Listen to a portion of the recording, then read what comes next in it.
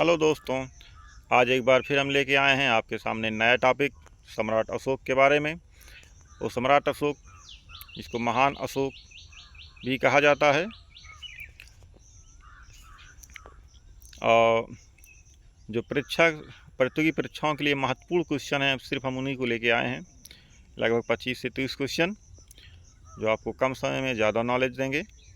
और ये online question है, आपको आपके माइंड में एक बार पढ़ लेंगे तो हमेशा के लिए बने रहेंगे।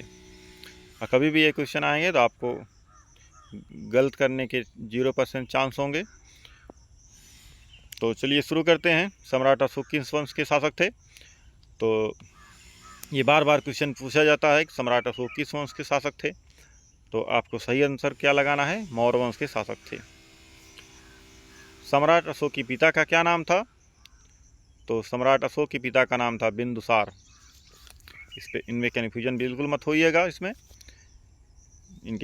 सम्राट अशोक के पिता का नाम बिंदुसार था। सम्राट अशोक के दादा का क्या नाम था? तो सम्राट अशोक के दादा का नाम था चंद्रगुप्त मौर्य, जो मौर्य वंश के संस्थापक थे, चंद्रगुप्त मौर्य। सम्राट अशोक ने कब से कब तक शासन किया? तो इसका उत्तर हो जाएगा, सम्राट अशोक ने 269 ईसा पूर्व से 232 ईसा पूर्व तक शासन किया। इसमें भी कन्फ्यूजन मत होइएगा, कभी कभी 269 रहता है, कभी कभी 268 रहता है। ठीक है, इसमें कन्फ्यूजन बिल्कुल मत होइएगा, चाहे 69 आए चाहे 68 आए, इसमें दोनों सही है। और सम्राट अशोक की राजधानी कहाँ थी? तो आप लोग जान लीजिए, सम्राट अशोक की राजधानी पाटलिपुत्र थी, और वर्तमान में इसका नाम पटना है। और कभी कभी ये भी पूछा जाता है कि पटना का पुराना नाम बताइए, तो पटना का पुराना नाम पाटलिपुत्र था। ठीक है। और किस युद्ध के बाद बौद्ध धर्म की ओर आकर्षित हुए? मतलब सम्राट अशोक किस युद्ध के बाद बौद्ध धर्म की ओर आकर्षित हुए? तो कलिंग युद्ध। सम्राट अशोक के जीवन में सबसे महत्वपूर्ण युद्ध जो था वो कलिंग युद्ध था। और उसके बाद कलिंग युद्ध के बाद सम्राट अशोक का हृदय परिवर्तन हो गया।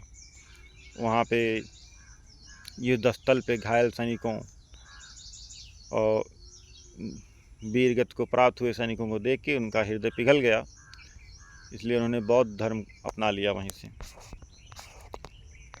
कलिंग युद्ध कब हुआ? कलिंग युद्ध जो है, सम्राट अशोक के गद्दी पर बैठने के 7-8 साल बाद हुआ था, 261 ईसा पूर्व में।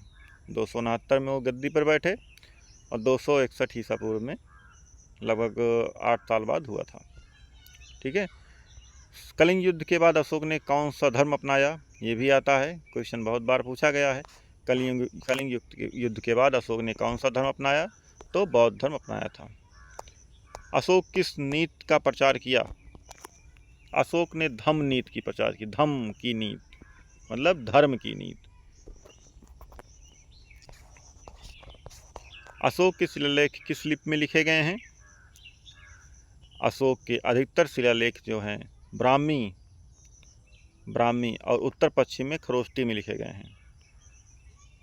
बहुत ज़्यादा जो सबसे ज़्यादा है वो ब्राह्मी में है, और उसके बाद उत्तर पश्चिम में जो है वो खरोष्टी में है। अशोक के अभिलेखों को सबसे पहले किसने पढ़ा था? ये सबसे महत्वपूर्ण क्वेश्चन है, कई बार पूछा गया है। अशोक के अभिलेखों को सबसे पहले किसने पढ़ा था? जेम्स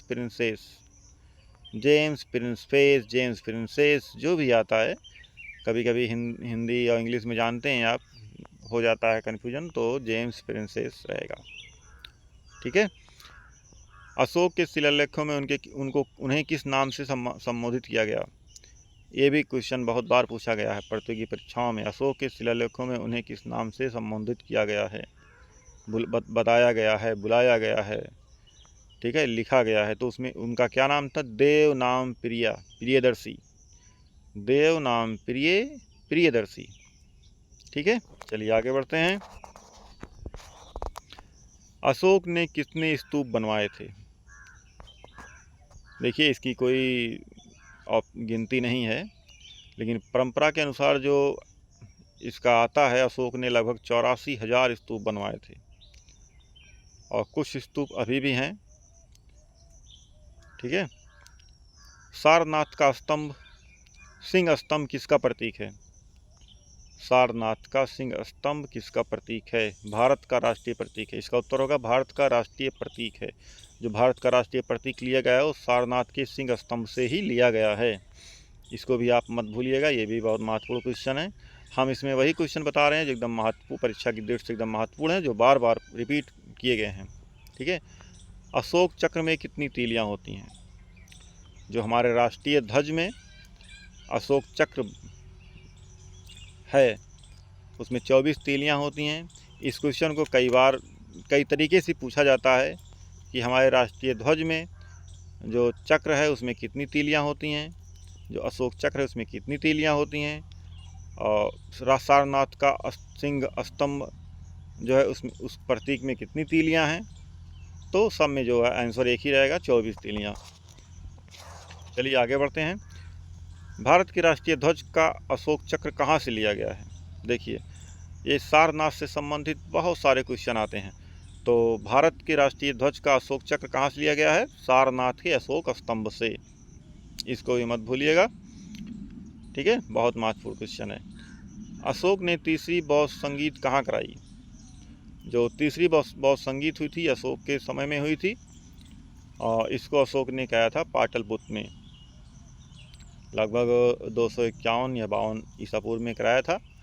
51-52 आता है, कहीं कहीं 51 आता है, कहीं कहीं 52 आता है, तो 51-52 जो भी आंसर में रहे सही है। 52 ईसा पूर्व इसका एकदम सटीक आंसर है। तीसरी बौद्ध संगीत का अध्यक्ष कौन था? मतलब तीसरी बौद्ध संगीत के अध्यक्ष कौन थे? तो मोंगलपुत्तिस जो थे वो तीसरी बौद्ध संगीत के अध्यक्ष थे। अशोक के पुत्र का क्या नाम था? तो अशोक के पुत्र का नाम महेंद्र था, और अशोक की पुत्री का नाम संघमित्रा था। इसमें आता है अशोक की पुत्री का क्या नाम था? तो संघमित्रा। पुत्र क्या नाम था? महेंद्र। महेंद्र और संघमित्रा को अशोक ने कहाँ भेजा था? महेंद्र और संघमित्रा को अशोक ने श्रीलंका भेजा था बौद्ध धर्म के प्रचार प्रसार के लिए। बौद्ध धर्म के प्रचार प्रसार के लिए महेंद्र और संघमित्रा को अशोक ने श्रीलंका भेजा था। अशोक की मृत्यु कब हुई? इसका आंसर है लगभग 232 ईसा पूर्व। अशोक की मृत्यु लगभग 232 ईसा पूर्व हुई। चलिए आगे बढ़ते हैं। अशोक का प्रसिद्ध शिलालेख कहाँ है? अशोक का जो प्रसिद्ध शिलालेख है धौली, गिरनार, कालसी, मानसेहरा, शाहबाजगढ़ी, यहाँ है। धौली में है, गिरनार में है, कालसी में है, मानसेहरा में है, शाहबाजगढ़ी में है। और अशोक का एकमात्र शिलालेख उत्तर प्रदेश में है, जो कहाँ पे स्थित है? प्रयागराज, और जिसको कहा जाता है इलाहाबाद स्तंभलेख। अशोक का धर्म किस पर आधारित था? अशोक का धर्म जो है अहिंसा, दया, सहिष्णुता और नैतिक जीवन पर आधारित था। ठीक है दोस्तों, इसी के साथ हम अपनी बातों को विराम देते हैं, और आप लोगों को पसंद आए ये हमारे द्वारा जो भी बताया गया है, आप लोग इसको पढ़िए और ये महत्वपूर्ण क्वेश्चन कमेंट करिए, हम फिर लेके आएंगे। आपको जिस भी टॉपिक पे चाहिए आप बताइए, टॉपिक बताइए, हम आपको वो टॉपिक बताएंगे। ठीक है, और अच्छे से अच्छा बताने की कोशिश करेंगे। ठीक है, धन्यवाद, थैंक यू।